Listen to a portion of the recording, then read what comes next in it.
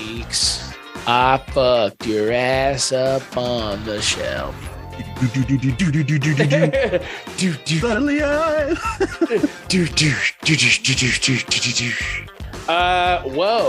Whoa, everybody! It's Gay Pride Month. Hey, everybody! Whoa! Hey, everybody! Hey, everybody! Andy, I have a question for you. On the 7th of June, 2022, we're in the throes of Pride Month. I have only one question for you. I already know what you're going to say. Go for it. I'm not going to ask you. If you think you know what I'm going to ask you, you're wrong. I know. Okay. I'm not playing this Penny Annie telephone bullshit with you. Oh, my God. Andy, how old were you when you saw Hedwig and the Angry Inch? Not to be confused with the movie that this movie isn't, Hedwig and the Angry Itch. Ladies and gentlemen, whether you like it or not. Ow! Hedwig! Don't you know me, Kansas City? I'm the new Berlin Wall. Try and tear me down. How did some slip of a girly boy become the internationally ignored song stylist barely standing before you? Damn, I can't believe you're not a girl. Looks like we got some sugar daddies in the house. You could give me a cavity, honey. Now you're interested, huh? Inch, not itch. Intrigued. It is clear that I must find my other half. But is it a he or a she? Can two people actually become one? The dark turns and noise of this wicked little town. One day in the late mid-80s, I was in my early late 20s. I never knew that woman before that night, and I never knew she wasn't a woman. I've got a sweet tooth. Songs exploded out of us. We were outgrossing monster trucks in Wichita. When it comes to huge openings, a lot of people think of me. I had tried singing once, and they threw tomatoes. So after the show, I had a nice salad. Thank you, ladies and gentlemen. Thank you, both of you. Did you put a bra in a dryer? Yeah. How many times do I have to tell you? You don't put a bra in a dryer. It warps. Okay, everybody. I put on some makeup.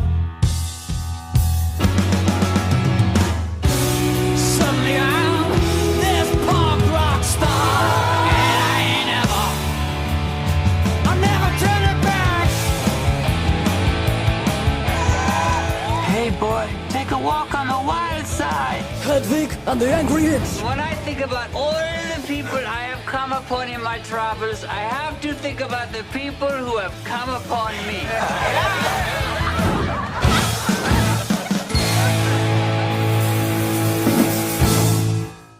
Did you accidentally watch the other one? What is the other one? Is it like a PSA about, hi, I'm Troy McClure. You may remember me from such PSAs as Hedwig and the Angry Itch, you and how to prevent crabs. I mean, I don't know. Like, why? What sense does that even? I mean, to be fair, Angry Inch makes very little sense either until you know the context of it. Exactly. But I guess Angry Itch makes just about as much sense. So when was the first time you saw Hedwig and the Angry Inch? Probably the year after it came out. I caught it on HBO. You were like 10. Yeah, something like that. Whoa, man. Either 10 or 11, but I know I was very young when I first saw it. And, obviously at that age, did not really understand what was going on. Hell, I still rewatch it and kind of have to keep up. Like, oh, that's right. Okay, that's what he's singing about here. Or she's singing about here. Or they. Or they, them.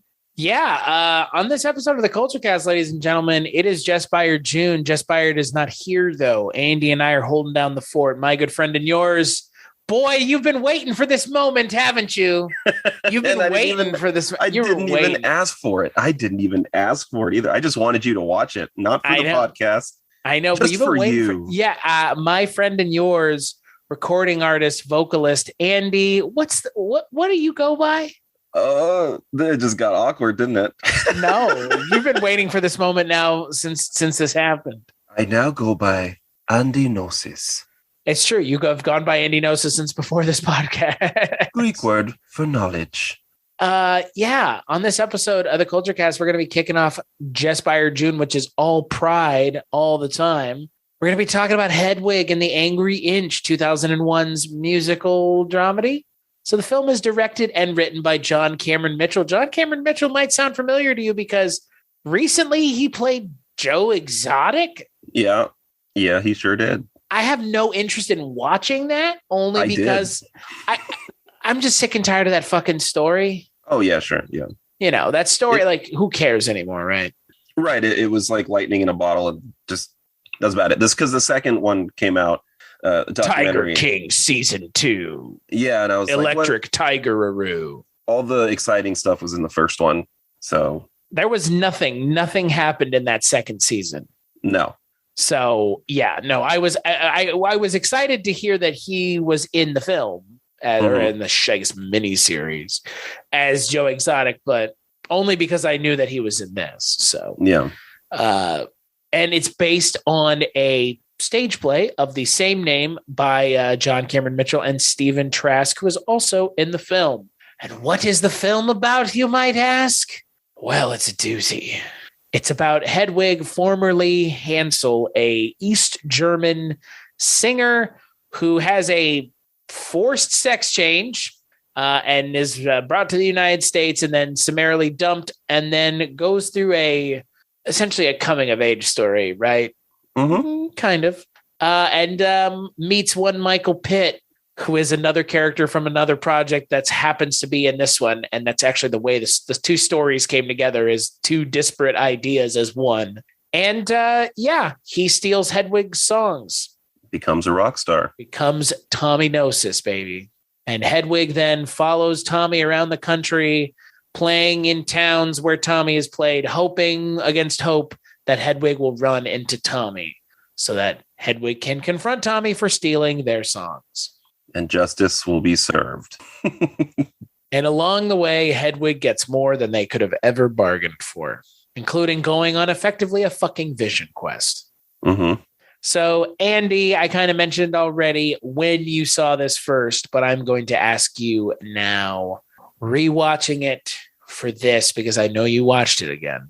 Mm-hmm. Probably not just once. I know this is probably in your rotation, I would bet. Yeah. What do you think sitting down to watch this more critically? What'd you think about it? I got to be completely honest, rewatching it for the sake of this format, I like fell in love with it.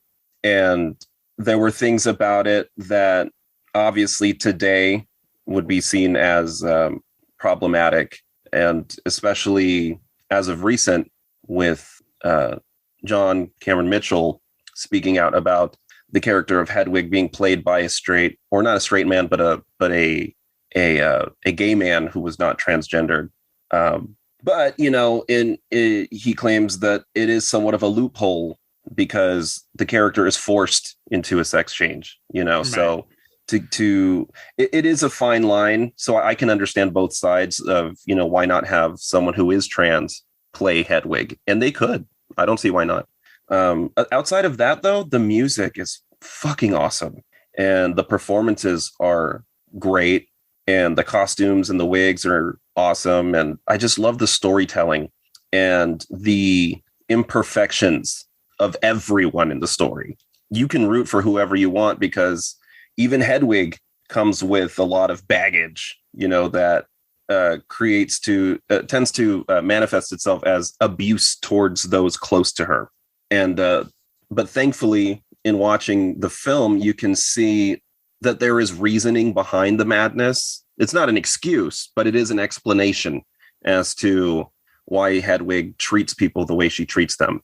Yeah, it was this was a first time watch for me, as someone who's a huge fan of things like Rocky Horror and Shock Treatment. This is obviously very much in my wheelhouse. I had never seen it. I kind of regret not having seen it for this long, for a number of reasons, obviously. If I had seen this earlier, I saw Rocky Horror early. So this and Rocky Horror, I feel like are like interchangeable in a lot of ways in kind of what they're getting at. Yeah. You are enough. And the Hedwig, I think, is the film that is the textbook definition of you are enough. Rocky Horror is kind of you are enough, but also like be who you want to be, which is this movie. This movie kind of has that a little less, but with the whole forced sex change thing, the you are enough message is obviously much more important. This movie is a lot. There's a lot going on. And, I think the story is it's an important story, obviously. I think especially for our non-ally friends who are not part of the community, who are not willing to be part of the community for whatever reason, anything to help anyone get over the hump of understanding, again, like you said, I don't know how to approach this character because it's complicated, not trans in a lot of ways. Right. But isn't. Forced gender is not going to be, I think, something that the trans community identifies with. Right. And to be fair, I don't think it was supposed to. Right. Right. I agree. Yeah. Which is why I don't like it. You can, but I guess the question, let's ask this question before we go any further. Yeah. How, outside of the quality, Laverne Cox playing Frankenfurter to me felt like stunt casting. Right. Do you know what I mean? Yeah. If someone who was transgender played Hedwig, I would feel like it might be stunt casting as well. I mean, it depends on who it was. It's just, I'm just talking about the base idea of the character. Sure. And, I'm not trans, so I can't speak to that experience, and I won't. But I'm always willing to listen and learn more. So I can only speak just for myself in that I don't know how that would go for someone. I would love to see it. You know what I mean? Because I think that's one, it's interesting and it's fair. There's many, many talented trans people. Sure.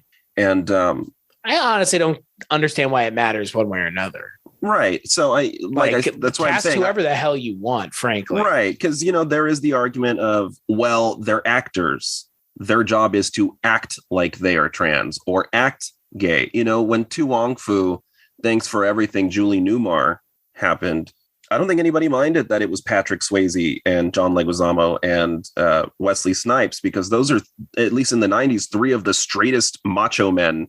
Masculine as masculine can get. Demolition Man, Ghost, right? Mario Brothers, right? And yet they play those characters so well, right? That gay men absolutely adore that film. I think the people that are getting upset are the people that were going to be upset anyways. Right. Can't please everybody, as they would say. So try to please. Look, there are more defenders of Hedwig than there are detractors. Yes. Yeah. Then it ultimately doesn't matter, right? Right, and I do applaud Cameron Mitchell for stating that, in that, yes, Hedwig could be played by a trans person. Why not? But in this case, why couldn't Hedwig be played by a woman? Right, or a straight man. Right, like what is to preclude anyone playing the Hedwig role? Really? Right. I think in this specific case, because Hedwig is a forced sex change. The only way he could get out of where was he East living? Berlin, and to be with the man that he loved. It was the only way. And on top of that, it's a character because of American norms, mind you. Yeah, Hedwig has to change because of American societal norms, not European societal norms. American societal. It's an important thing to point out. Because again, like bringing him to the United States is kind of, you don't get the sense that Hansel wanted to go to the United States. Right. But he goes with Luther and becomes Hedwig in the process. And it's this whole question of like does societal expectations have pushed someone to change themselves for, a better or worse is subjective. Right. And also, taking his mother's name in the process. I think maybe even that in itself, watching how badly his mother was struggling. I say him because at the time in the film is a little boy. watching his mother struggle with money and men and just being, alone, and the only escape that Hedwig had, or Hansel had, was American rock music, minus, the Canadian rock music that he also listened to. So maybe that was also a play in, I could be a musician in America at some point, although that doesn't really happen until the dumping, but you'll get to that. But no, I just I also think that it could be an attachment that John Cameron Mitchell has with the character that he wrote. You know what I mean? Right. No one else can play this the way that I see it. Honestly, I've looked at, in doing research for this episode, I went and watched and listened to some other performances, and they're not as good. It's not the same. It's not. It's a fact. It's like watching someone else do Jack Sparrow. It's like you might be good, but I don't foresee myself anytime listening to any version of this other than the version that is the soundtrack. Mm-hmm. Right. And I'm assuming that's the version that you listen to when you listen to music from this, is the soundtrack. Absolutely. Right. And I don't see why you wouldn't, because I listened to the Neil Patrick Harris version. Mm-hmm. And it was fine, but it was just Neil Patrick Harris doing his thing. I watched a couple of videos on YouTube. There was one where they kind of had like a reunion of like all the people who have played the role, and they were all okay. And then you have John Cameron Mitchell, and it's like head and shoulders above everybody else. And it's one of those things where it's like with Frankenfurter, it's like it almost doesn't even matter who else has played the role. Mm-hmm. Like as again, as kind of my aversion to Laverne Cox was with Rocky Horror, I didn't think they did a very good job singing more than anything else. I mean, that it was just it. The problem is Tim Curry is just so damn good in that role. What does it matter? Even if you're amazing, it doesn't matter. Tim Curry made that role what it is. Which is why he played it on stage and then the film. Exactly. Same with John Cameron Mitchell. Exactly. They both have that in common in that, we're going to make the movie now. I don't think we need to recast just because it's a movie. Who would we recast? Who would we recast it as? Right. Yeah. It's not like Dear Evan Hansen where they should have, Right. Because or Evita where they did because, Madonna was, and we'll be talking about Evita pretty soon. And I bring it up, but it's a good example because it was like, why you don't like, what is the point? Like, ultimately, before we even talk about anything with the movie, like what is the point of these kinds of movies is to do the stage play the justice that it deserves. Mm-hmm. And I think this movie does, because it's the person who fucking wrote it. Yeah. It like, even if you don't like this movie, you can appreciate that this is singularly John Cameron Mitchell's vision for the film. This is the film. This is the only Hedwig adaptation you ever need to watch, because this is the one made by the people who fucking made Hedwig. Yeah. And obviously it worked because it kept in my attention for many years since it came out. And I'm still equally as in love with it now, if not more. The more I watch it, the more I love it. The more the music comforts me. The music is just so fucking good. And, the story, although a tragedy, is essentially a punk rock story. Right. Very punk rock. Yeah. So to put the words punk rock and a musical together would make you think these things kind of don't go together. And then you watch Hedwig and the Angry Inch, and it just works, especially in the film. Right. And the funny thing is, like, the stage play is more kind of like conversational with the audience. Mm-hmm. Which the movie is, because it has a ton of narration, obviously, and Hedwig talking to the audience. But I would love to see the stage play, because I feel like, as much as I like the movie, I feel like I would like the stage play more. The problem is, again, it wouldn't be with John Cameron Mitchell, so it would almost not matter. Right. And in the film, they excuse a lot of that by having Hedwig telling a story either through narration, or it's telling it to someone who's willing to listen in the film. Right. A group of fans, or the one fan at that festival that showed up, just the one.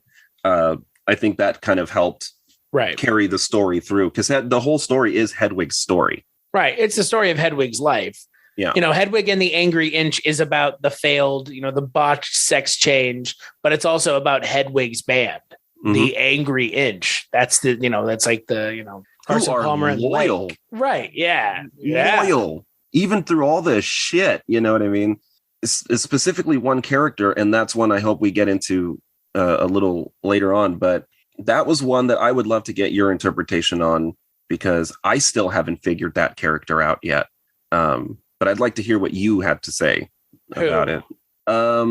So this character is kind of the backup singer in the band, and it is quite obviously played by a woman, but dressed in male drag. Right. Now, I didn't know, and still don't really know, if this character is a woman that Hedwig has forced to be in drag. That is my interpretation. Okay. Or if it was, we're supposed to buy that it's a man and that she becomes a woman in the end, you know? I bought it as Hedwig forced them to be a man because Hedwig was forced to be a woman, quote unquote. Again, this is where this becomes touchy, right? Yeah. Because again, abuse is a cycle. Right. And I also assume, because the movie presents it this way, that Hedwig was happy being a gay man. Pretty sure. Luther, I mean, it's just disgusting. I'm sorry. That whole thing in the movie is hard to watch. It's hard to think about. Yeah. He disgenders Hedwig the moment, or I guess Hansel, the moment he meets him. Yeah. Because he's like, oh, you're not, how are you not a girl? And it's like, Jesus fucking Christ, dude. Like, yeah. And that was another thing. And I'm glad you said that, because I agree. I think Hansel was perfectly fine being a gay man. Yeah, I agree. He loved to sunbathe naked and was very proud of his body, and bragged about gender fluid or androgynous rock icons and candy. Right. You know what I mean? These are all like things that made Hansel pretty gay. That and being attracted to men. And when that dude shows up, immediately says, well, you're fine. You're sexy. So much so that I can't believe you're not a girl. Interesting choice of words, considering who he leaves Hedwig for. A little biological man. Yeah, a biological little athletic twink. And what a slap in the face to Hedwig, if not a punch in the face and the gut. After the same day the Berlin Wall falls. Yeah. Which launches into gender dysphoria for Hedwig.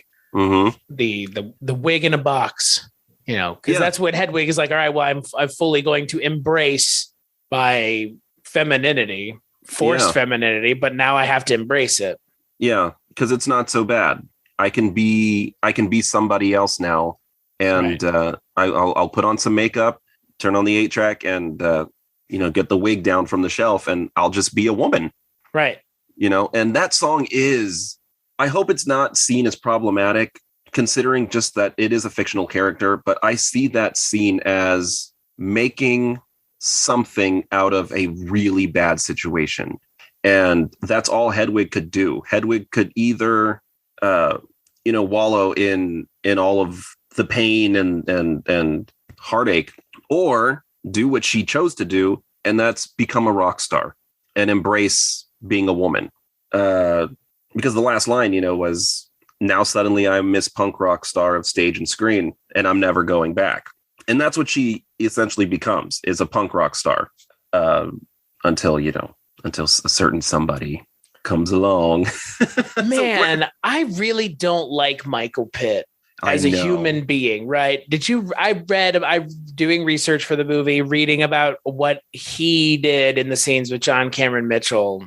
You're a real turd, dude. What did you read? In the scene where he kissed John Cameron Mitchell, he had been eating onions and garlic all day. On purpose? Why?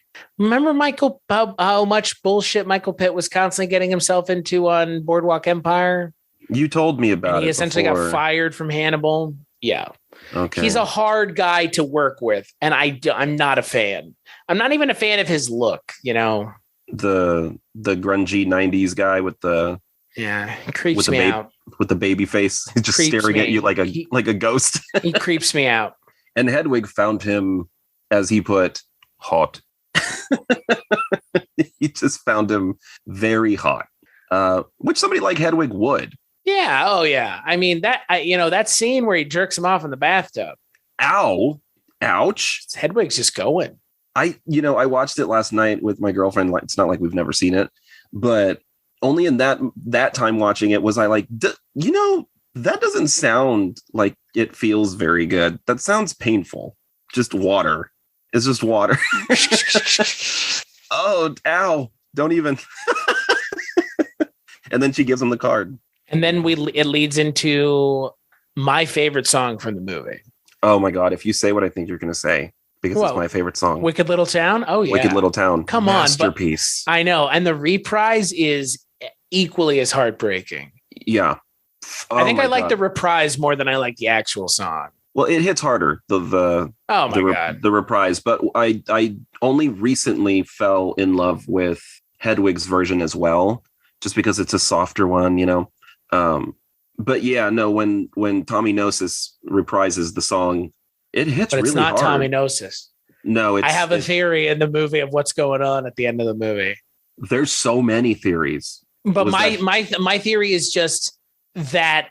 So at the end of the movie, Hedwig and their band are playing in New York. Tommy Gnosis has essentially been disgraced after the car crash because Tommy Gnosis was with Hedwig. After, months or years of lying and saying, discrediting her. Right. And Hedwig plays this show and Yitzhak kind of loses it and Hedwig loses it on Yitzhak. And then the only thing I can interpret in this scene is Hedwig dissociates. Right. And walks through this door that we've seen Hedwig go to before that kind of opens onto, I'm assuming in the stage play, it's like it's a very theatrical thing where it's opening and you can hear Tommy Gnosis's concert on the other side. And instead of just opening it and closing it, Hedwig goes through it. And you're then confronted with a scene of Michael Pitt as Tommy Gnosis, not as his like former version, singing to Hedwig, but not Hedwig. It's Hansel. Yeah. And so I was listening to some stuff and reading some stuff. This is where people have a problem with the movie now, is because it's possibly talking about, it's more important to be heteronormative. And that's kind of what and I don't take away that at the end of the movie, because again, I think that's discounting the fact that there is a forced gender reassignment. Mm-hmm. But at the end of the movie, you have Michael Pitt singing to Hedwig, and you think it's Michael Pitt's character apologizing. But the way I interpret it, because there's kind of a moment where you can kind of notice what's going on. It's not Michael Pitt singing, which I think reinforces he's lip syncing. Mm-hmm. It's not John Cameron Mitchell singing. It's Stephen Trask singing, but it sounds enough like John Cameron Mitchell.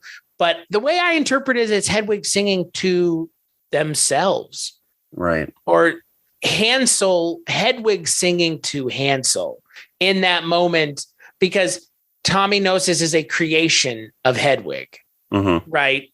Tommy Gnosis is Hedwig's kind of what Hedwig wants to be made human, right? And then a Frankenstein. Right. And then Tommy steals Hedwig's idea and runs off with it, obviously. And so the way I interpret that last scene is Hedwig singing to Hansel and saying like, you are enough. It's time to like move on. Right. And like Hedwig, Hedwig doesn't die, but was Hedwig ever really alive to begin with? Right. It felt very like passing the Hedwig torch over to Yitzhak. Well, and that, then you get the literal passing. But I think I feel like that scene is like it's the most powerful scene in the movie for me, because you get to see Hedwig's like internal, it's Hansel again, it's not Hedwig. You get to see Hansel understand and come to terms with what Hedwig was, because Hedwig was just in a lot of ways, a mask. A means to an end. Yeah, a mask, a means to an end, a facade, a way of dealing with things when you have no other course of recourse. Right. And in that scene, you see Hansel coming to terms with what Hedwig was. There's a line where it's like, you are more than a man or a woman. You're more than that. It's like, it is like, I get it. Like you've hidden behind it for so long that you become it. You are one with it. And then, you have the scene of, Michael Pitt walking underneath the Gnosis sign. And then all of a sudden you cut to Hedwig with the Gnosis cross. Mm-hmm. And, some people I read online, their theory was, Hedwig died. And I was like, during the car crash, and this is all like in Hedwig's mind. I'm like, go fuck yourself. So I never got that. It's people grasping at fucking straws because they can't understand when a director just wants to be surreal. Right. It's like Stu Macher, the theory, everybody just wants him to come back. And I think they've made it pretty clear. Stu's dead. Yeah. All right. So enough with this bullshit. But anyways, no. It's a literary. The problem is that's what happens in the film is a literary thing. Right. And, it doesn't translate well to screen for a lot of people. I get that. But they're not trying to do what a lot of people think they're trying to do. They're just trying to show Hedwig and Hansel and Hedwig's internal struggle coming to a head. And the whole Tommy Gnosis lip syncing thing, I have always thought that. But I also always thought that I was reaching. Nope. I was like, there's a moment where he's singing, the song, and then he stops moving his mouth, but the music continues. And then it cuts to Hansel looking at him kind of with a no way kind of face.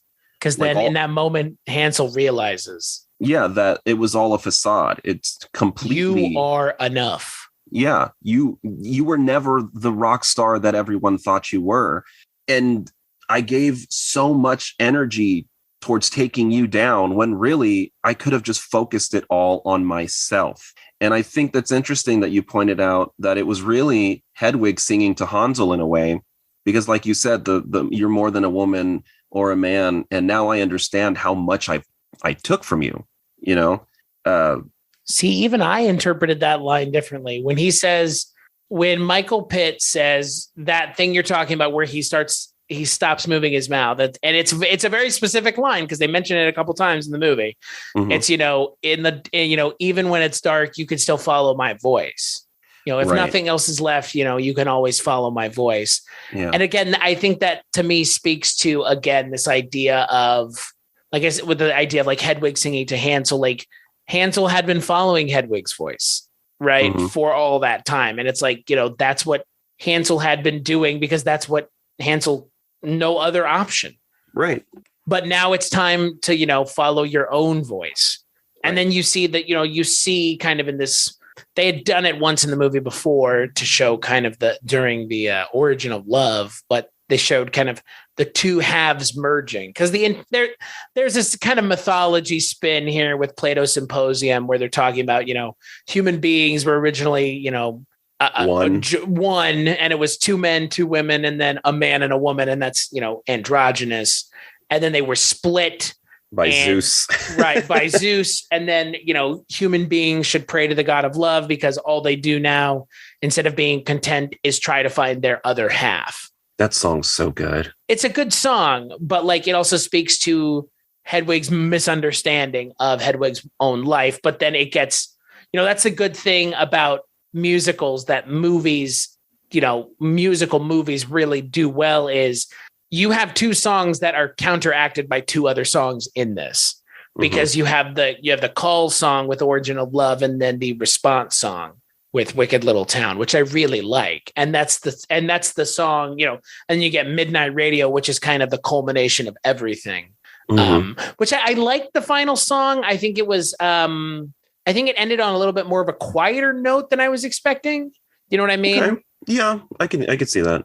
But it does have end of the movie vibes. Right. It's like, I say that, but I'm also one of those people that really likes the alternate version of Rocky mm-hmm. with the, and crawling on the planet or not that, the fucking superheroes. I like I actually like that song. And I know it does not work. Like, I think it's too much of a downer, but Midnight Radio is also like similarly kind of a downer. Right. Like, and we watch Hansel. Not Hedwig. No, it's not Hedwig anymore. It's Hansel walk into the streets of wherever the hell they are at that point. Being reborn, I mean, it evokes, look at the imagery in that scene, right? What is Hansel walking down? It looks kind of like a vagina. Right. Right. I mean, again, like that's the thing about this movie that I appreciated is it definitely, John Cameron Mitchell has an eye. And what bums me out is he has not done more stuff. I know. You know, that's the great thing about this film is when you try to explain it to somebody. Good luck. It's not so much like being a movie snob, because I'm not. It's more of me being like, no, trust me, you'll get it. Like, it's not difficult to understand. It only appears chaotic because the film is. That's the intent. Yeah, the imagery in it is it's painted that way so that we can kind of be in the mind of what's happening with Hansel, this downward spiral, these upward moments that she has. And the film is just all around beautiful. It's you know, a story of birth, rebirth, death, and love and betrayal and passion, but also lies, and just it makes me feel a certain way, especially as a musician. You know, I've experienced people who will step on you to get to the top, and it's disturbing, you know, to see that and what they're willing to do to get there. And it's not so much that they want to get there, they want to make sure you don't get there, at least not before they do. And that's what I felt with a character like Tommy Gnosis, you know. And yes, it's funny that that's where my stage name comes from, you know. It's almost like my way of like a payback. Like, you stole Hedwig's music, which is brilliant fucking music. And so I stole your name, at least the last one, which is not really your name. And that's why when we talk about something that I've mentioned to you before, Phantom of the Paradise has has some notes of Hedwig. The like, you stole my music, I want to get back at you, and that whole kind of like that struggle. There's a lot of that in Phantom of the Paradise. That's more or less the plot of that movie, right? But it does kind of have I don't know. It has some very similar notes. It's very weird. It's very iconoclastic. It's very much its own. Like, this movie, there are very few things that you could say about this movie that someone who's never seen it would understand. But all you could tell them is it's its own thing for sure. I have not seen another movie like this one. Yeah, I mean, I've seen things that are close, like Rocky Horror, Shock Treatment. Sure, you know, it's, you take from it what you want, but I'll say that the movie has so much more depth than is just on the surface. There's so much more to it than just, oh yeah, it's a cool punk rock musical about a transgender woman who wants her music back. You know, there's a lot of shit going on in here, and it doesn't feel like a chore to try and follow what's going on. It feels fun. You know what I mean? Being like, oh, okay, now we're at this point. And because the movie is loaded with flashbacks, you know, right. A character that I adore on a lighter note, because I just think she's hysterical, is their manager, Hedwig's manager. She's great. She's hilarious. And I always forget her name and I feel bad, but I know she's Andrea Martin. She's in My Big Fat Greek Wedding. Yeah. And Black Christmas, both of them. And I just found her to be a delight in this film because she was like their biggest fan. And I couldn't tell if she genuinely was a fan or if she was just good at her job or really not that good at her job. But she was great in this. And there's a moment where she shows her true colors also, which made me love her even more. And that's Yitzhak wanting to run away and do Rent. Can you want to talk about that scene? That's real rough. How disgusting. You know, even I watched the film and that scene happens and I look at Hedwig and think, who the fuck are you? And who do you think you are? Reminds you a lot of Rob Gordon. It's so beyond scary territorial that you're in my fucking band. I own you emotionally too. You know, you're in a prison that I've created based on abuse that I've been subjected to in the past. I'm going to subject you to it because that's life, I guess. I don't know. And the poor thing comes in and says, I got it, you know, although I do love her attitude when she says, fuck you, I'm going. And I'm, you know, and I leave this band and I'm going to be in Rent. And Hedwig, without even hesitating, just pulls out her passport and just taunts it in her face. And it's just a really uncomfortable and anxiety inducing moment. It kind of reminds me of when they're trying to get the glove off of Thanos. You know what I mean? It's like, well, are they going to get it? Are they going to get it? Like, get it, like, hurry. It's so anxiety inducing. And I felt the same thing for Yitzhak, sitting there trying to, one, be sympathetic and gain sympathy from Hedwig, which was not going to happen. But once she saw Hedwig kind of crack for a second, that was her moment. She said, reach, but she didn't grab it in time. And Hedwig shreds her passport. I hate that part. I mean, it's important. It's an important scene, but I don't know. Were you pissed? Were you sad? Were you? Like... I mean, again, I think it just speaks to, I appreciate the level of depth that they bring to the character of Hedwig. Mm-hmm. Right. And I think that this, that scene you're talking about obviously really speaks to that. Because again, you could have made this character, a complete kind of one note. We're rooting for you character. Yeah. Yeah. And I don't see any of that in this movie. I mean, by the end of the movie, we're not sure what happened to Hedwig, frankly. I mean, we know what happened to Hedwig, but Hansel, he walks out into the world and who knows? Did pursue music, or maybe even took the Gnosis persona. I don't know. Hansel Gnosis. Everybody wants to, people want to think that Hedwig dies at the end of the movie. They're right. Hedwig does die. At least for Hansel. Right. It's not a physical death. It's more a spiritual death. Yeah. It's put away. It's put back in the box for Hansel. Right. The wig is back in the box. Yeah. And Hedwig's gone. But Hedwig isn't gone because Hedwig becomes less a person, more of an idea. And Yitzhak now has, Hedwig. Yeah. And as she should, because she, has a tendency to over-sing in a lot of scenes, which upset Hedwig. She'd unplug the mic or just tell her to knock it off or whatever. So I buy that Yitzhak could carry the band just fine on her own. As for Hedwig, how funny was that? The car wreck scene, the mugshots.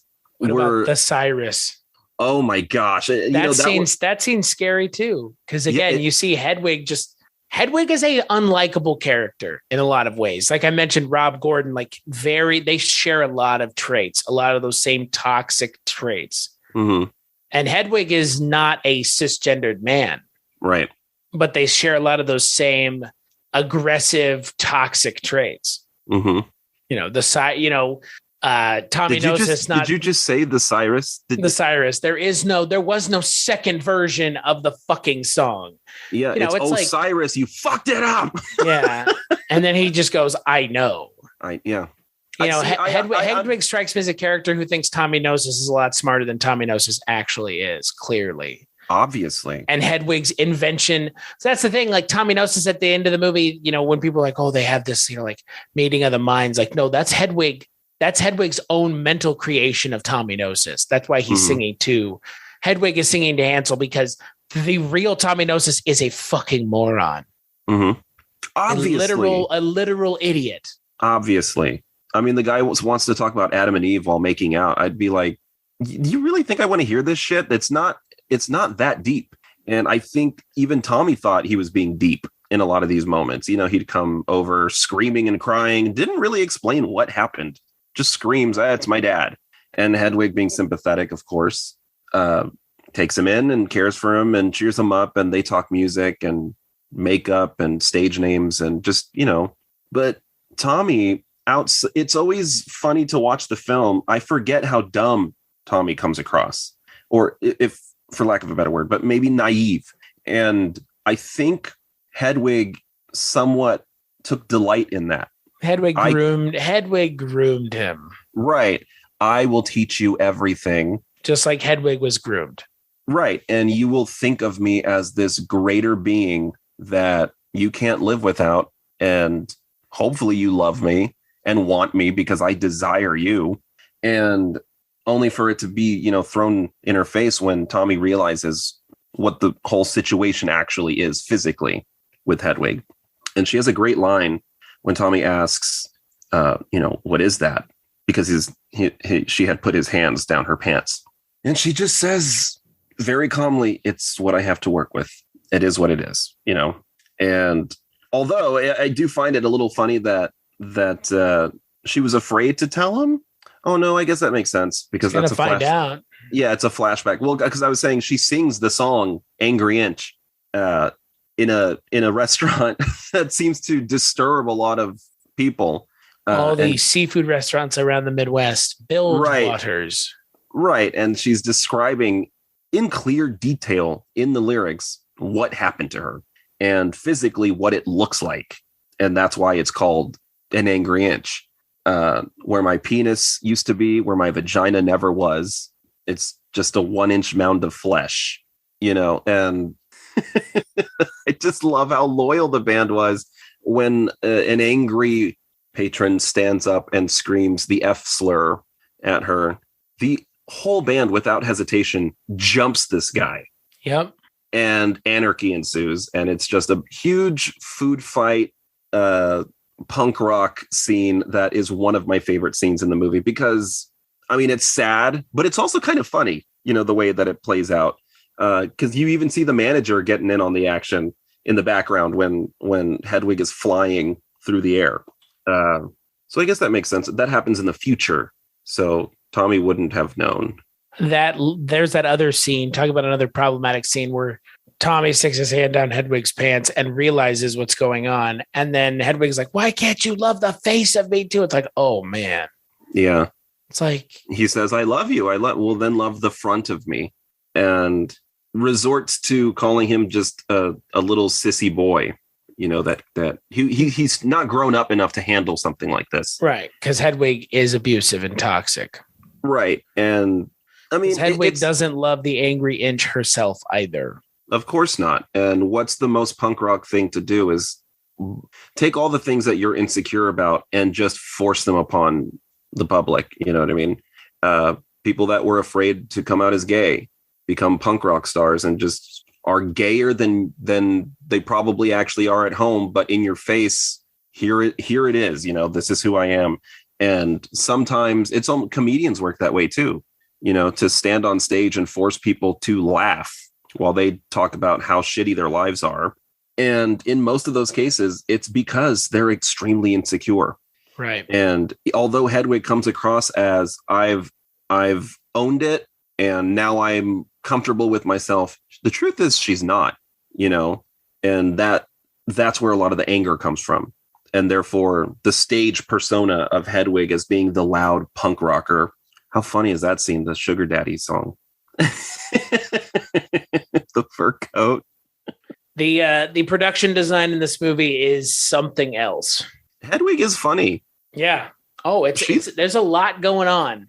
Yeah. And the whole interaction with the audience thing is really, like I said, I was watching some clips on YouTube, and it's interesting to see how it plays out on stage.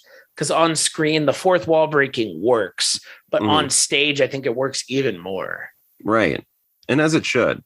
Right. Because there actually is a physical audience watching you. Interact with. Right. But I just think it's funny to watch. And although the movie is dark and dramatic and sad, it does have its moments where even though you're like, Hedwig is an angry person. Hedwig is probably a really unlikable person, and yet you can't stop watching her. It's like a force to be reckoned with. Like, right. I can't stop. You could hate her and be like, but I can't deny the fact that she's funny. She's funny. She's loud. She's abrasive, extremely talented, great lyrics, great voice, and has a cool band to back her up. Like, it's the word I would put with that is polarizing. You just can't look away. Right. And I think that's what creates a lot of rock stars in general, in that usually they're not perfect people. You know what I mean? They're probably exact opposite of what you think they are. Right. Oh, look at this rock star is so beautiful and androgynous and is probably really deep and sensitive. And then you meet them and you're like, it's kind of an asshole. It's like, yeah, it kind of happens that way. Kind of comes with the territory. Yeah, somewhat. I mean, who wouldn't become an asshole having an audience and a band and, people want to hear what I have to say. You have to keep yourself grounded, to not come across as an asshole. But every now and then it's going to slip out.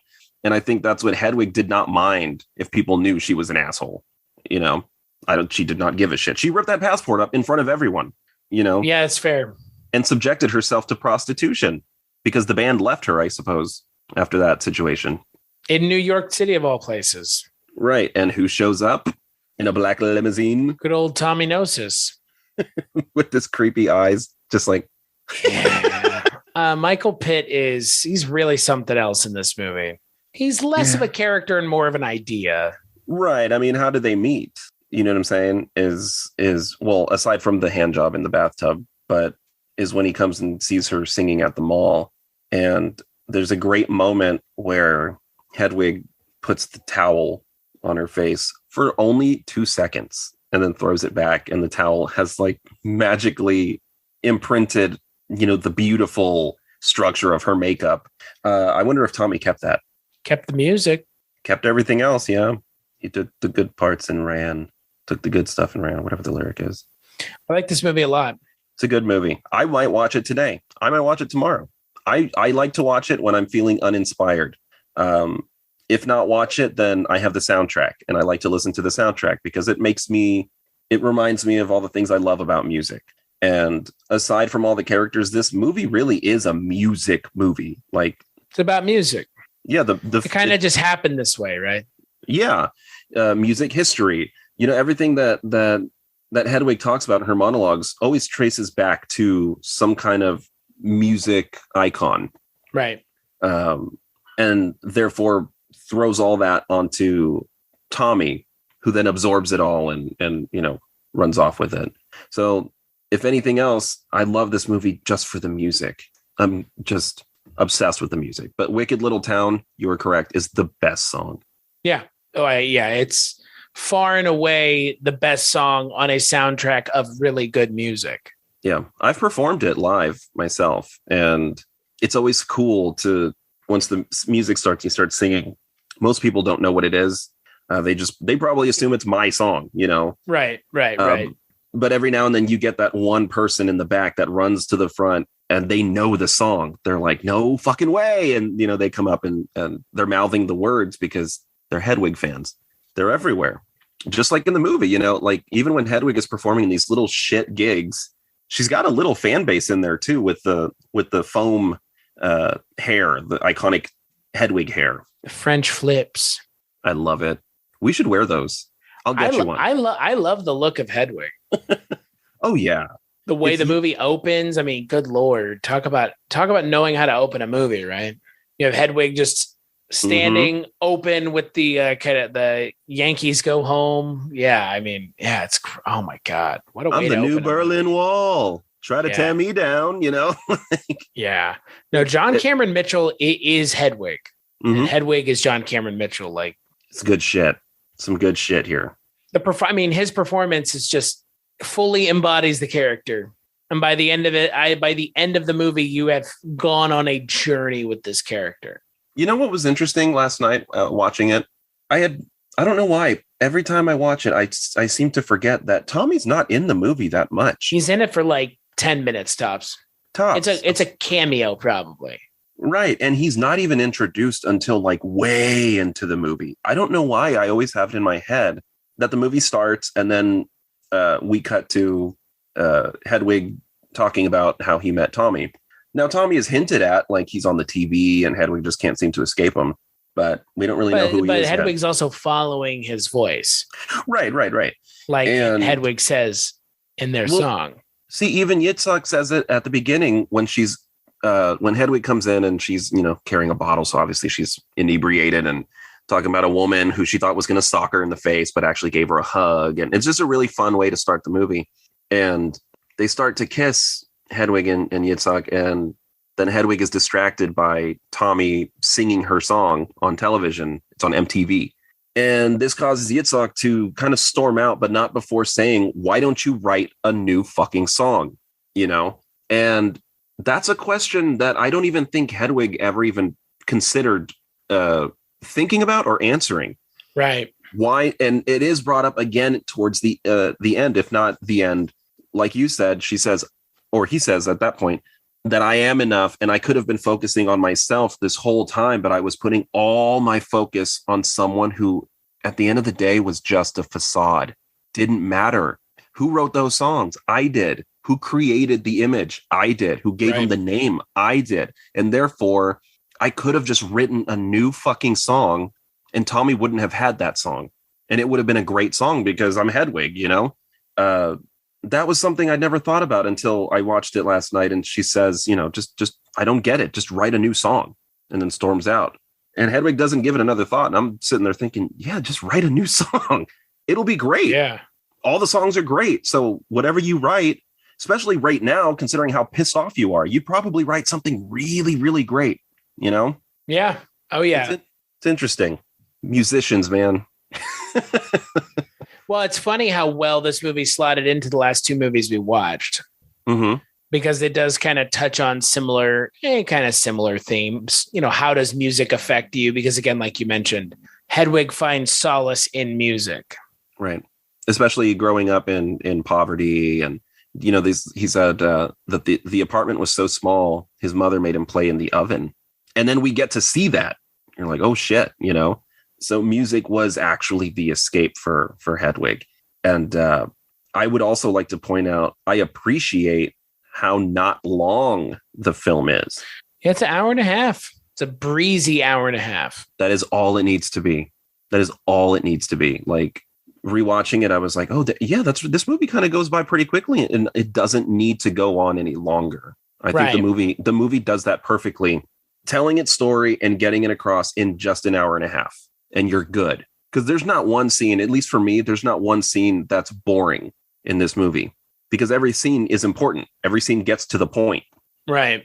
And if it's not a dialogue-driven scene, it's a great song with imagery behind it. God, I just love this movie. I want to watch it. Let's watch it. Let's make a sequel. You can be Hedwig. Hedwig 2. I'm coming for you.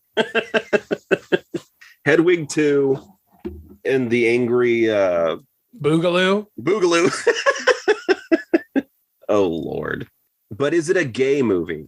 Yeah. Yeah, it's very gay. Yeah. This is a gay film.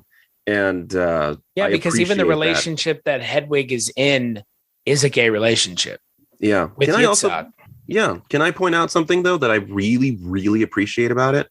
Is that it does not portray gay men as what society immediately assumes of them. You know, not that there's anything wrong with being a flamboyant man. I think it's great to be flamboyant. I have my days where I'm more flamboyant than my other days, you know, like today, I can't tell. I don't fucking know, but I'm not that self-aware. So, but anyways, I think it was something I pointed out last night while watching it. You know, aside from the glamorous hair and makeup, Hedwig doesn't really behave in a way that a stereotypical gay man would. Right. If that makes sense.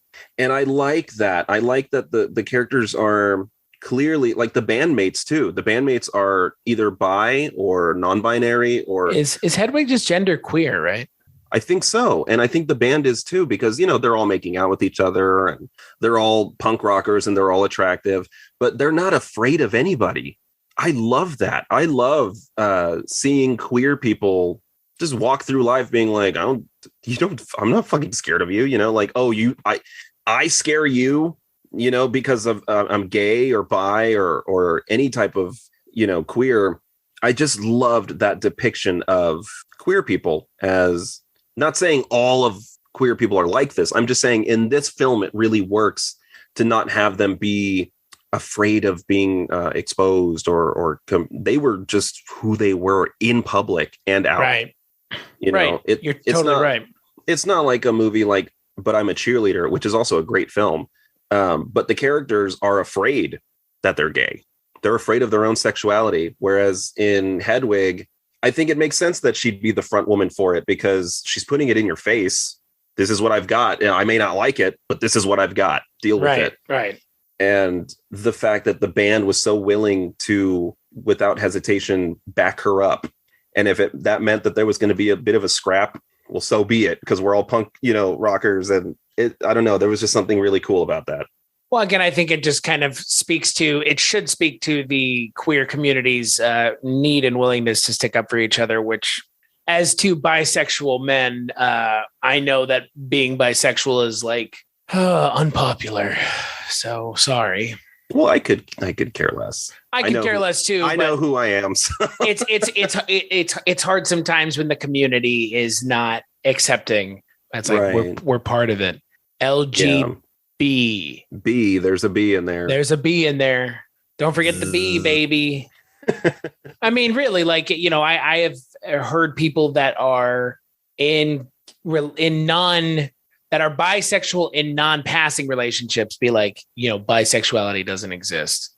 Right. You can't make up your mind. And it's like, fuck you. Yeah, I've had my own friends in the past. They're no longer my friends, but just to my face, be like, I don't really think that's a real thing. Isn't that just like, isn't that just called being selfish? It's like, pretty sure what you're saying to me is pretty fucking selfish. Yeah. Yeah, I agree. Give yourself validation. Why don't you? That you're just so fucking smart that you can tell me how I feel. But, you know, go figure. It doesn't bother me as much as it should. And it makes it easier for me to walk through life not caring. Well, and I mean, again, you know, it's easier to not care about anybody else than it is to care. So. Right. And I think that's where Hedwig, I relate a lot to Hedwig. I can actually say that. Like, I truly do, just because it is a clearly complicated person who, at the end of the day, does mean well, but just really, really sucks at prioritizing. And I've been there where I didn't prioritize properly, and therefore behavior choices or things I chose to say or business deals, the way I chose to go about them was more selfish and not so much keeping everyone in mind. Because you raised as a 90s kid, everyone tells you, just remember, you come first, be selfish. That's how you will get far in life. And so I had that mentality. Screw everybody else. Like, it's my life and it's, you know, just care about myself. But now I do have a place where I care about myself, but I don't always put myself first. And sometimes I think it's okay to not. Sometimes I think it's okay to care about other people before you get to yourself, especially if you're already secure, you know, me being a father, that plays big time, where my son eats before I do, that kind of thing. Hell, the other day we went to the store and his mother wanted cookies. And I said, well, it's the cookies or our kid gets his apple juice. And she said, well, fuck the cookies. He's getting the apple juice, you know, just small things like that really remind you of selflessness. And I think that's where I relate to Hedwig, not so much today, but there is always going to be that tortured artist, you know, in my head, in my heart, whatever, that I don't know. Does the character of Hedwig feel to you like someone who's convinced the world is out to get them? I don't get that vibe from Hedwig. No, I don't either. Right. I don't think I've ever seen, I don't think anything happens in the film where she comes across as woe is me and why me and everybody feel bad for me. I think Hedwig is very well aware of what she's doing. And when she makes really poor choices and treats people like shit, she knows she's doing it. Right. She's not looking for sympathy. Shit, when the band walks out on her because she treats Yitzhak like shit, she doesn't plead for them to come back or anything. She's very well aware. She's like, you know what? I did this to myself. Right. And I think that. And she just goes and gets up and, you know, keeps going. Yeah. Becomes a prostitute because I don't know. What else am I supposed to do? And I think that's not to say that bad behavior should be dismissed that so easily. I'm just saying it is something to look at and highlight, that it is a positive that someone at least acknowledges the wrongs that they are doing. And I think Hedwig is very, very telling in that. Well, I don't think you get where Hedwig gets by the end of this movie by not being that way. Yeah. It's hard work. Hedwig has gone through a complete emotional transformation by the end of the film. Seriously. When she gives her oh my God, that scene is so heartbreaking. When she hands her the wig, Yitzhak the wig. So Yitzhak just assumes, oh, okay, yeah, you want me to put it on your head. And she goes to do it. And Hansel just kind of moves his head out of the way and gives her that look like, no, it's for you. I'm done. You're free of my abuse. You don't have to put up with it anymore. And that was Hansel's way of saying, I'm sorry, I think, and that you deserve so much better. And I think Hansel has a long way to go. And I think Yitzhak is going to be scarred for a long time, but at least she is liberated by the end of the film. Yeah, I agree. And we can see it when she's in full glam and she looks stunning and she gets to stage dive and be the star. Right. And for somebody like Hedwig to give up the spotlight, that's a big fucking deal. Right. Because the whole movie is about, I'm the star. Nobody believes me, but I am the fucking star here. Not even Tommy's the star. May have more money, but... Right. Total self-assurance. Yeah. Yeah. Just the arcs in this are just awesome. They're just really awesome to watch. Yeah, no, I really, like I said, I really, really liked this movie. I you know, the amount of character progression, the amount of just, again, foresight behind the camera to interject into the movie. I mean, John Cameron Mitchell really injects a visual style to this movie that's not going to be there if someone else does it, because I think he has such a good eye for the project because he's been working on it for so long. And that adds to really, like you've already mentioned, feeling like you have a fully committed actor as a fully realized character. And that only comes with if you have 100% confidence in the character. Mm-hmm. And you get to see that emotional depth and you get to see that emotional vulnerability. But John Cameron Mitchell's performance is the vehicle for that. And I don't know how he wasn't nominated for an Oscar. You know, like... I mean, was this movie even acknowledged? This movie came out the day after 9/11. Fuck. Literally September 12th, 2001. Man, I remember that year too. Yeah, it was a long time ago. 21 years ago now. It's been a while. I mean, it's a different time and a different place, you know? It was. I mean, it was a time that everybody was afraid. And my mother didn't even let us go trick-or-treating that year because we just didn't know what was going on. Just figured just hide in the house. We just had a little Halloween party. Hedwig coming out when it did is not going to help its box office returns. I don't think anybody was interested in a story like this at a time like that. Nope. I wouldn't have been. You wouldn't have been. Clearly nobody else was, unfortunately. And that's why I say it makes sense to me now, knowing that it's more accurate in saying that I did see this maybe a year or two after it came out, because I didn't hear about it upon its release. So I caught it on HBO and I just thought the title was like weird. Hedwig and the Angry Inch. What does that mean? You know, and then you watch the movie and you're like, oh, okay. That's pretty cool. That's what it means. Yeah. And then I didn't see it for years. And then I want to say in like 2013, I reminded myself, there's a movie out there that I really liked as a kid. I don't remember what it's called. So I Googled it, ordered it on Amazon, got it in, watched it, and was like, this movie is the shit, you know? And now it's in my top, if not my favorite musical. Sure, I think it might, which I could totally understand. Yeah, I think it's my favorite musical. And most people that look like me usually say, you know, Rocky Horror, which is fine because Rocky Horror is incredible. But mine's always going to be Hedwig, I think. I think this has a more emotional depth than Rocky Horror. Well, Rocky Horror's characters are really fantastical. They're also very, like, there is the whole interplay between the conceited and the non-conceited. Right. There's and none on of top that here. They're not human. Majority, right. You know, they're stereotypes and caricatures. Yeah, and it works for that because they're aliens. They're gay aliens, basically. Gay aliens.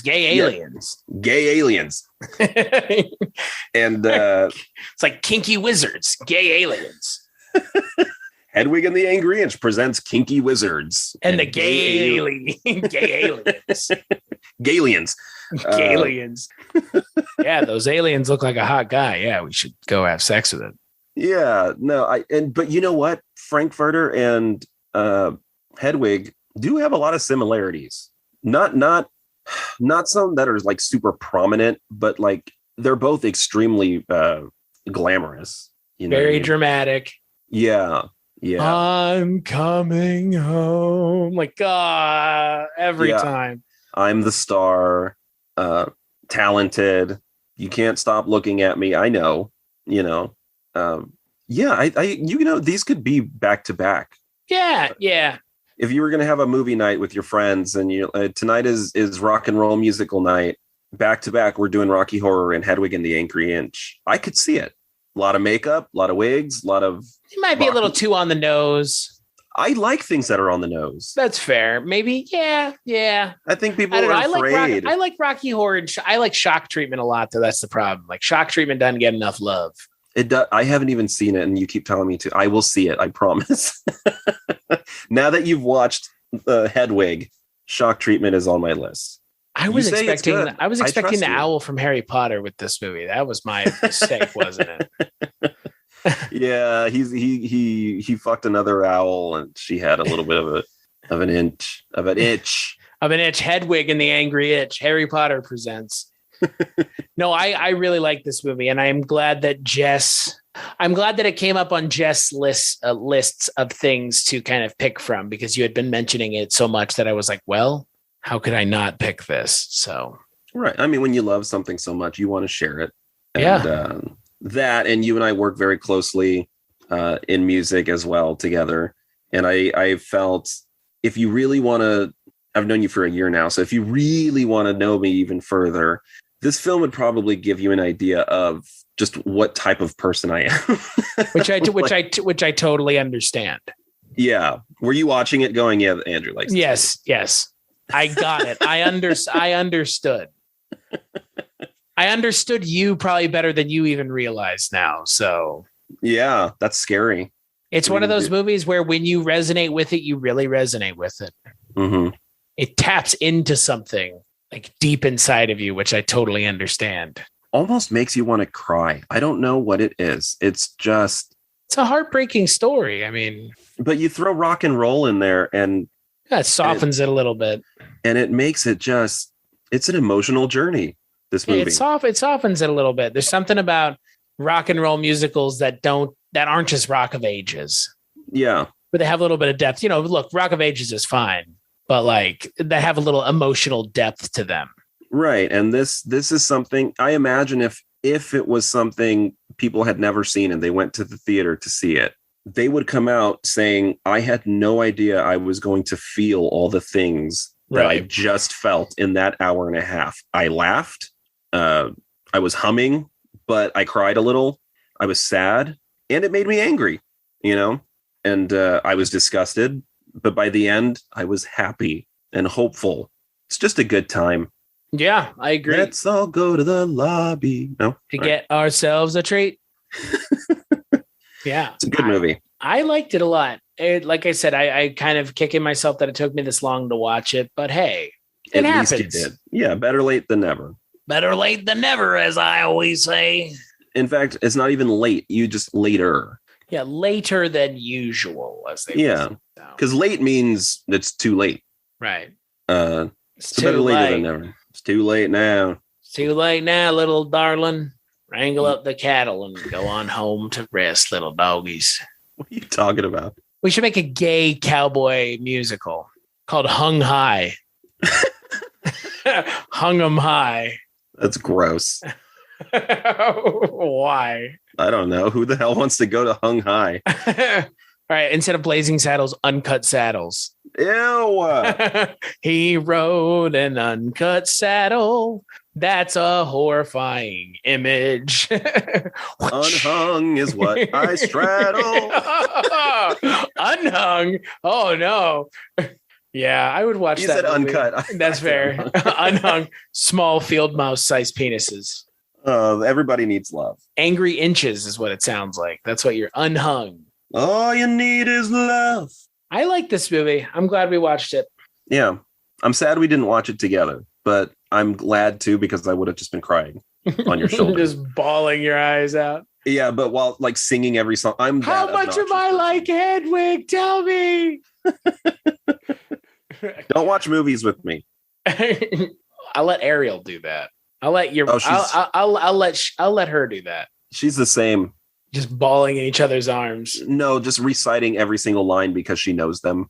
Well, yeah. I mean, yeah. I can only imagine how many times she's seen this movie. 3 now. Just 3? Just 3. How many times have you seen this movie? I don't know, like 50 times maybe. More than 3. Yeah, for sure, more than 3. But listen to the soundtrack, thousands. Right. It's just that good. Do you like gummy bears? Gummy marching. Gummy marching. Something about a gay man eating gummy bears seductively is just cute. John Cameron Mitchell's a cute guy. Or were you going to say stupid? Forever twink, John Cameron Mitchell. And now Joe Exotic. Yeah. He played Why it well. not? Well, I'm sure he did. Yeah. He's a talented guy. I don't doubt that, but like, why? From Hedwig to Joe Exotic, two polarizing figures. One you've never heard of, the other you've heard too much of. Right, yeah. I think Hedwig deserves more attention than Mr. Joe Exotic, Mr. Dipshit over there trying to get out of prison. And John Cameron Mitchell's going to be in the Sandman TV show on Netflix. So, oh, that's right. Yeah, okay, so that'll be good for him. Yeah, good for him. Or on, I guess it's not on Netflix. It's probably on HBO Max. No, it is on Netflix. What do you know? Well, I love Kate McKinnon. Like, I'm obsessed with her, and her as what is her name? The cat lady. Oh, Carol Baskin. Carol Baskin. She was good in that. Killed her husband, whacked him. You remember that part of the pandemic? That was the fun part of the pandemic. Once upon a time. The Dalgona coffee part of the pandemic. The first few months of the pandemic. Yeah. Carol Baskin. Everybody got a paycheck. Everybody stocked up on groceries and nobody left their house. And it was nice. She killed her husband, whacked him. Yeah, I'm not going to watch that show. Even though it has Kyle MacLachlan in it, I'm still not going to watch it. There's a lot of people in it. Who's that you just said? Who is that? Kyle MacLachlan. It's from Dune. He was the bad guy in the Flintstones movie. Oh, that's right. He plays her husband, Howard. Her husband, yes. Oh, yeah, he's adorable in it, though, as an older man. Kyle MacLachlan's a good-looking guy. I love him. He was in Sex and the City. I'll bring that up again. It's a gay episode, okay? It's very gay. Yeah. Is this so let me ask you as we bring this episode to a close, because this is Pride Month and this is a Pride Month episode. Mm-hmm. What is your Pride movie of choice? Is it this? Well, there's gay movies and then there's movies that gays like. You know what I mean? I do know what you mean. As a gay, I know what you mean. Like The Devil Wears Prada is not a gay movie. But it is a gay community film. Yeah, you have the gays to thank for its success. I don't know. I guess. Well, because I don't even watch Hedwig and think this is a gay movie, even though it is. I see it as just a punk rock musical. But you put the word musical in anything and it kind of just becomes gay. Maybe it's this, if not the Rocky Horror Picture Show, because that's pretty gay. What I don't know. What are gay movies? I haven't watched a lot. Well, that's the thing. I haven't watched a lot of serious gay films. Oh, serious ones. Well, I mean, those you could put those in the. I mean, I don't know. Like Love, Simon type stuff. Like Boys Don't Cry. Oh, it's a sad movie. But a gay movie. Yeah. Or Brandon Tina, folks. That's a Nebraska story. Lost and Delirious. It's a sad one. My Own Private Idaho. We'll be talking about that on the next episode. The Hole. No, The Hole's not a gay movie. The Roommate. I don't know. Single white female. There's gay horror films. Isn't Bridesmaids? No, that's more a movie that gay people like. That's a movie that we rally around. Right, like Death Becomes Her. It's not a gay movie, but it's got a huge gay following. Yas Queen, as we would say. Right. I guess I'm not dialed into the right part of the gay community. I don't know. Well, you're not that gay to me. There's a spectrum. All right. Deal with it. You are not that gay to me. No, I mean, to be fair, you're not that gay to me either. I shouldn't be, although I'm, outside of your stage act, you're not gay at all. Right. Right. You're less gay than I am by definition. Hey, I'm true to myself. Bro. You have a kid. Gay people can have kids. Sure. But you don't be that guy. You had a biological child. Well, yeah. Because I'm true to who I am. And I know who I am. Yeah. Okay. Yeah. Mister giving me a hard time over I'm not going to come out and tell people. So it turns out I was just lying because now I have a girlfriend. It's true. It don't work that way. Allegedly, Your Honor. Allegedly. But God, you're nuts. Even straight people are a little gay. They just are. As Watsky said, straight guys watch porno and they watch the dicks in the porno. Yeah, Joe Exotic said that too. And he put a padlock through his pee-pee. Oh, ow. Why? It's a Prince Albert. Yeah, because that fucking eyebrow piercing wasn't holding on for dear life itself. I will never financially recover from this. Joe fucking Exotic, get out of here. Vote for me because I'm gay and I'm broke as hell. He did have some good one-liners. Oh, yeah, come on. Yeah, the guy's an idiot, though, but he's fun to watch. Yeah. He's like a clown. Yeah, pretty much. Gay icon, Joe Exotic. Don't give him that. I'm a gay redneck. Okay. They exist. They had the Uncle Poodle on Here Comes Honey Boo Boo. A child wise beyond her years. She says, ain't nothing wrong with being gay. Everybody's a little bit gay. As she stuffs her face with cheese puffs. Hey, I like cheese puffs. Well, you're not Honey Boo Boo child, though.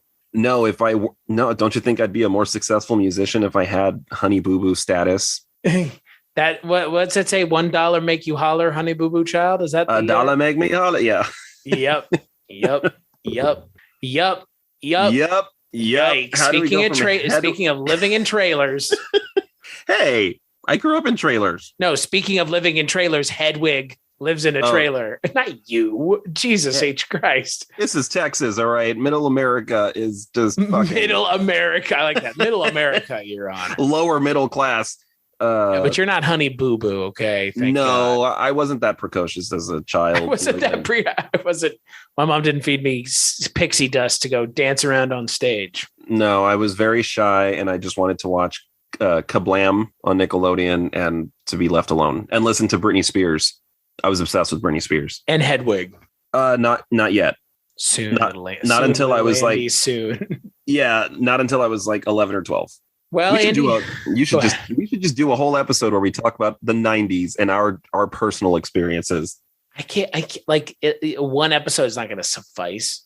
Are you nuts? We grew up in the 90s. I know. And we've seen some shit. Yeah. And we remember some shit that everybody wants to act like didn't happen. Things that we were taught. We see you. Schools teaching us shit that wasn't true. We see George Washington's teeth? I think not, you motherfuckers. I see behind your bullshit. Sorry, this got real. I see through your lies. This got real. So, Andy, final thoughts on Hedwig and the Angry Inch. Perfection. Love it. Will always love it. And it just makes me feel good. I love the movie. And I highly recommend it, especially if you are a fan of music. But also, you don't have to be queer to enjoy this film. I think it's got something for everybody to enjoy. And it's definitely an outcast type of film. So I relate to it a lot. And I love it. And I'm glad you loved it. And I'm glad you watched it. Yeah, no, I'm silly now. I enjoyed it. I enjoyed it a lot. It was... again, I think for me, when we talk about movies like this, you have to kind of be careful about what your expectations are and what the reality is. And I had no idea what to expect. Good, which I love, which I appreciate, because you didn't really let me explain to you what the film was about. I just kept saying you should watch it, but at no point did you ask, well, what's it about? Right. And I appreciate that about you, because you'd like to kind of go in blindly. Right. So that your reaction is 100% genuine. Well, and that's the thing. I mean, I want my reaction to be genuine, because at the same time, it does nobody any good if it's not. Right. Right. If I told you what the film was about and what you might be feeling, well, then you'll go into it thinking that. And then if it doesn't live up to that, then it kind of ruins the experience. But I liked it a lot. I enjoyed it. It was a good time. It was a good movie. And again, a great performance by John Cameron Mitchell. So, it's kind of I would say it's a defining performance, especially for him as an actor, obviously. So, it's a performance that, I would love to have that performance under my belt, because it's a fantastic performance. So it's a big character. Yeah, it's a big character. It's big shoes to fill. It's like like the Phantom. It's a huge part, and to not get it right will screw up the whole show. And I can appreciate everyone else who's played Hedwig, because I don't blame them. I would. if they threw it my way, I'd be like, fuck yeah, I'll play Hedwig. But it's just never going to be topped the way that John Cameron Mitchell did it. Right. I agree. Perfection. I agree. It's a singular role that can only be played by a singular actor. And I think that the actor who played that role, it makes sense given that he's the one who wrote it. So no, I liked it a lot. So on that note, let's take a break. We'll play a preview for the next Kulturecast.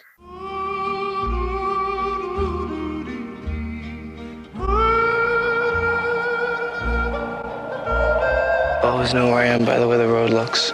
Like I just know that I've been here before. I just know that I've been stuck here. Mike? I'm extremely excited. Don't worry.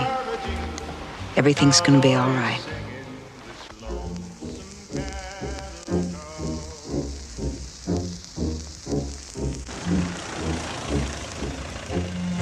You men make yourselves comfortable. I'll be right back. She's cool, because it takes her a little while to get warmed up. It's normal, nothing kinky.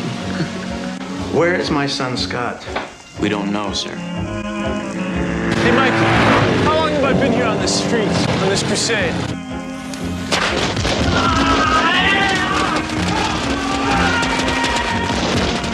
It's been 3 years, Mike.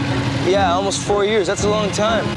And then I have to think of you and what a degenerate you are. Don't think that, Father. Hey, Mike! Mike, over here!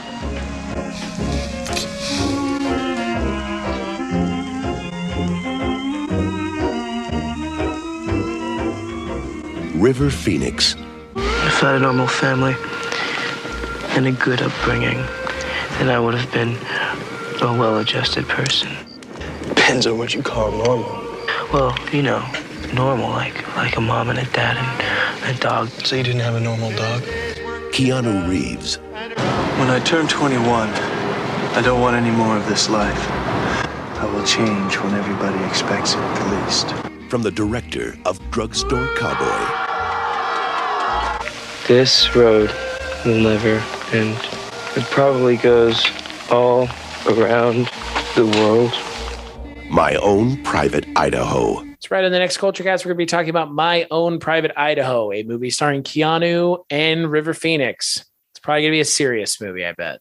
I've never seen it, but we're going to be joined by my good friend, the host of the Projection Booth podcast, Mike White. Until then, Andy, where can people find you if they were looking? On all social media, it's Andy Gnosis, Gnosis. Yes, that's Gnosis, like the movie that we just watched, Tommy Gnosis. But that's Twitter, Facebook, Instagram, TikTok, YouTube. It's all fun stuff. As for me, cstachiw.com, cstachiw.com. That's my link tree. Go there for all the stuff that I work on, other podcasts and stuff like that. Kulturecast.com, patreon.com/Kulturecast. You can go there to support the show, but the best way to support the show is on iTunes. Rate and review the show. That's it. That's all. Andy, as always, thank you so much for joining me. I know you didn't pick the movie, but you sort of did in a way. I manifested it. Well, yeah. Well, it was on the list. You had mentioned it, so I was like, there's no way I'm not going to watch it. So, right. And yeah, as always, make sure to check out the next episode.